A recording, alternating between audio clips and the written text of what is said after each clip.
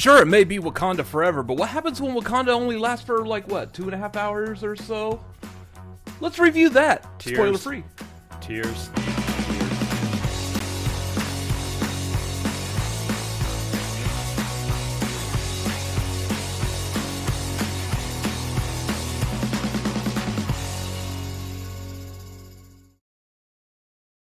What's going on, everyone? We are the Cinefanatics. My name is Robert Adams. I am Chris Adams. And today, we've got a review for Black Panther Wakanda Forever. Spoiler free. No spoils here. Not spoiling anything.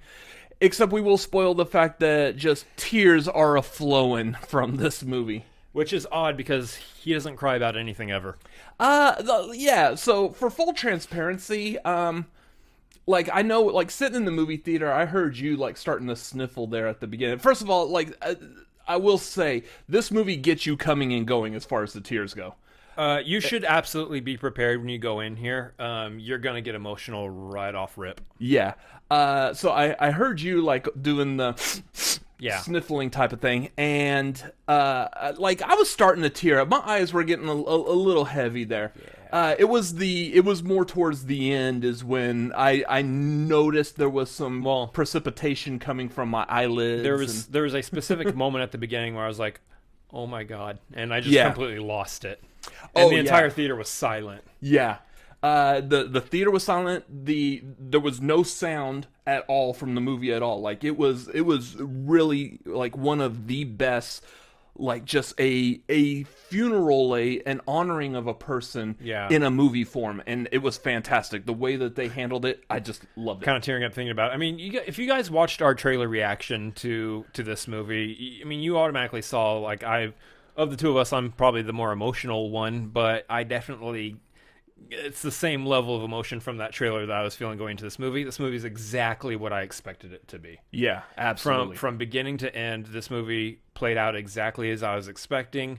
Not necessarily story-wise. Obviously, I can't predict story or anything.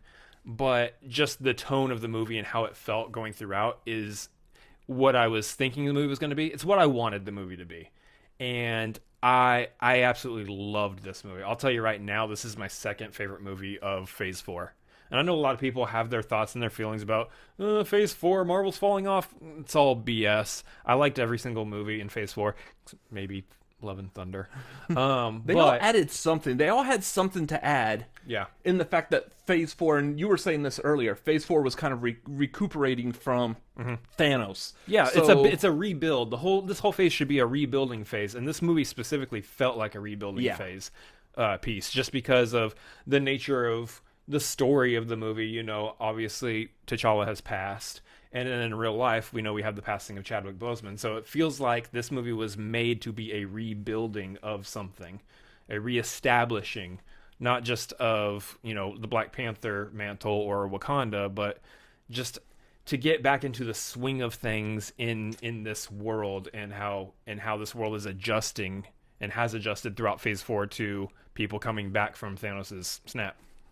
Yeah, I like how it covered that. Like, it really had to do the job of both of those. Yeah. Dealing with Chadwick Boseman and dealing with how did Wakanda essentially recover from Thanos' snap. In so much as the last time we checked in with Wakanda, they were looking at, like, as far as opening up their resources for the world to use. Yeah. And now, like, right off the bat, we're dealing with that. We're dealing with Thanos. We're dealing with Chadwick Boseman's passing, or T'Challa's passing in this. Yeah. And I think it was handled very well. Like, melding all of those together in a story, I thought was handled very well. There's a lot to be given in credit to Ryan Coogler, because not only is he directing, he's also writing. And that this movie was a monumental task to try to pull off, because we only had one actual real movie with T'Challa. To be able to all of a sudden move past the character that nobody was expecting to have to move past this early on in that character's life in the MCU, and be able to make sense of what's going on in the world and in the story of the people of Wakanda and everything, try to make sense of all that and pull it all together and make it one cohesive story. I'm incredibly impressed at Ryan Coogler. I think that man That man should be given almost any movie, any task, any job that he wants from this point forward. He has proven himself not only as a director, but a very accomplished writer in making this movie work. I must say, checking real quick, he did the first Creed. He did the second Creed also? He did the second Creed, and then he did the first Black Panther. And then he did, was it Fruit Valley Station? Yeah.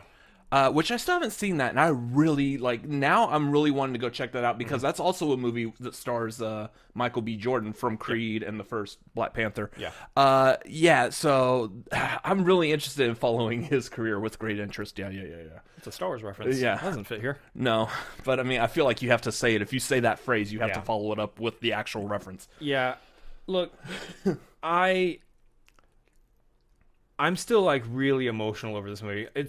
We are not filming this review immediately after seeing the movie. We have taken some time after getting home to actually shoot it. It's been about 2 hours since we left the theater. Yeah, I am still working through some emotions on this movie. I think I probably will for a long time.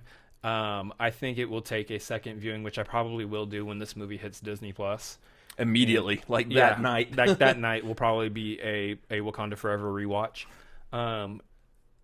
There's just not much more to really say other than just be prepared to go into this movie just having your emotions hit. Take some Kleenexes with you. Take some tissues, not branded. Take some tissues with you. Not a sponsor. And just be ready, because there's a lot that this movie does. And that's not even to we're completely glossing over and the movie itself, the other people in the movie who we should be talking about. Letitia Wright, absolutely the heart of the movie. Yes.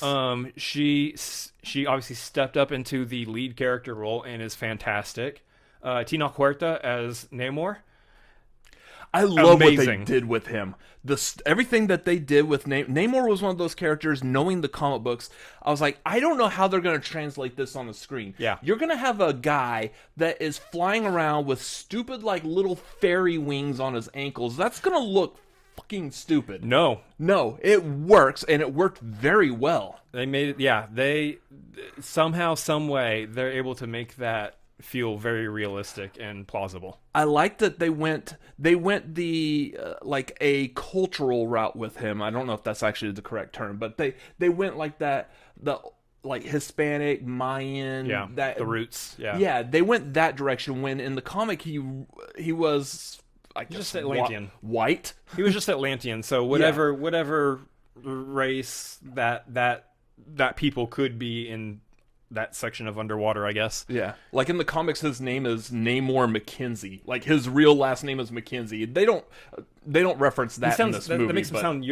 more European. Yeah, but I like how they did it with this one.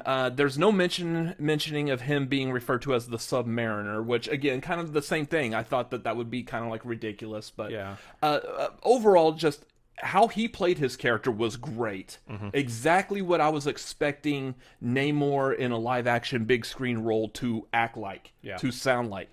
The look, the design, the costuming, not just for him, the costuming on everyone in this movie. Yeah. With the exception, there's a couple CGI-looking costumes I thought were a little strange, but... Yeah.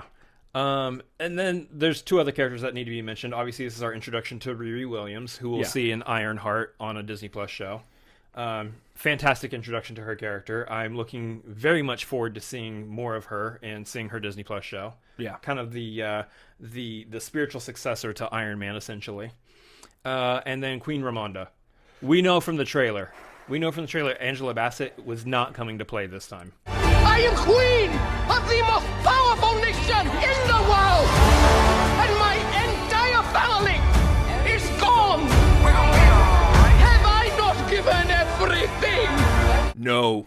And I dare say we should be pulling for a supporting actress best Oscar award for she'll her. She'll get the nomination. Get her I believe if she doesn't get the nomination, this will be about as bad as I don't know, Toni Collette not getting a nomination for Hereditary. I know that was a big one on the internet. Yeah. This was huge. Angela Bassett did the performance of her life in this movie, and I would actually say I feel like Angela Bassett was almost about as much of a lead role in this as Letitia Wright was. To a degree, yeah. Yeah, I mean, not so heavy, but I mean, still, and that makes sense because you've got the two of them kind of make make the up mother. The two of them kind of make up the heart. Yeah. You got the sister and the mother of T'Challa. So I mean, that would make sense. Let's put a focus on these two directly related characters. They're at the forefront for sure. But yeah, like absolutely amazing everything she did. Me personally, I also very much enjoy M'Baku. Yeah. Like anything that Winston Duke does in this movie. Winston Duke is a treasure. Even in the first like Black Panther movie, if you really liked him in the first Black Panther movie, you're going to love him in this one too. So, yep. Absolutely. Overall, I mean, at this point, I feel like when we're talking about the MCU, when we're talking about Marvel, you should go see this movie. Yeah. Even Thor: Love and Thunder, I'm not the biggest fan of that movie. You should still go see it because these movies are just, they're entertaining. This movie elevated beyond just entertaining and did something more. It made me feel. Is that what the kids are saying nowadays? I don't know. They gave me the feels. But here's the thing, it's absolutely worth supporting. It's worth going to see this movie, especially in remembrance of Chadwick Boseman and what he meant as an actor to everybody. You could see this movie as an absolute celebration of him in more ways than just a celebration of his life scene in the movie. There are other ways, not spoiling it, there are other ways this movie goes off and honors him in different ways through dialogue and whatnot. So you should absolutely go into this movie, be prepared for an emotional trip. It's so good. I really, really enjoyed it. Yeah, so as far as like rating this, 4.5 out of 5. 4.5. I don't know if I want to go that high yet. I feel like there's still a couple of things I feel like that were detracting me from it, and unfortunately, some of those I'm not going to be able to go into because they're very spoilery. There are some of the effects. I would say some shots are a little wonky. There's some CGI issues in some cases. In the grand scheme of things, these things kind of feel nitpicky to the greater what's going on in the story. But anyway. And then as far as like the actual story for me, the stuff honoring Chadwick Boseman was fantastic. There's a couple of pieces and parts there in the actual like story of it that I felt like kind of like were detached from the rest of what the movie's trying to pull off. Yeah. So that, I mean, I'll still probably give it, oh man, I'm tied between a 3.5 to a 4. I'll go ahead and give it the 4 for right now. I am eager, like we were saying, to watch this again on a rewatch. Probably the second it drops on Disney Plus, I'm gonna immediately watch it again. So maybe my opinion will change of that, but I would like to deep dive more into this. Yeah, spoilers and everything later. Which I believe we will. We've got a podcast coming up. Not this next Tuesday. It's when our first podcast episode drops. Yeah. But the Tuesday following that, I believe we will be diving into some spoilers on Wakanda Forever. Sounds like a good idea that we just made up right now. That whole episode right there will probably be about that. So you guys might want to tune into that. Stay tuned to this channel. We're doing all sorts of stuff. If you're not subscribed, you need to subscribe. Come on. Yeah, subscribe to us. Hit that like button on this video if you like this review, or if you like anything that we're doing, we're saying, if we appeal to you. If you like words and faces and microphones and cameras, then you like this channel. Anyways, that's going to do it for this review. Again, if you like this, let us know. Let us know your thoughts and feelings in the comments down below. Subscribe, like, all the YouTube stuff, and we'll see you later in the next video. Why did your voice get so high all of a sudden? I don't know. I have no idea how to end this now that we're on this new set thing or whatever. So, we'll see you later. Bye. Bye. God, you're awkward. We love you.